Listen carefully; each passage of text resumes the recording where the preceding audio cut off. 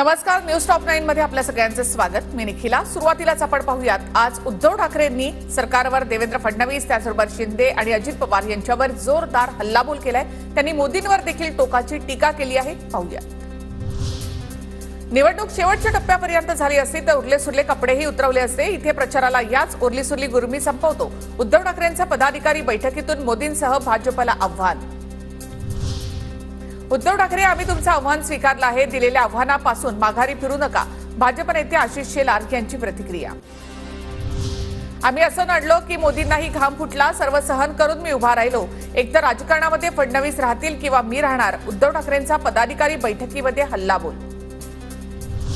उद्धव ठाकरेंचा हा अहंकार कोण कोणाची जिरवणार येणाऱ्या काळामध्ये समजेल। प्रवीण दरेकरांचा ठाकरेंना प्रत्युत्तर। अनिल देशमुखांनी सांगितलंय, मला आणि आदित्यला आत टाकण्याचा प्रयत्न केला गेला। उद्धव ठाकरेंचा पदाधिकारी बैठकीमध्ये वक्तव्य।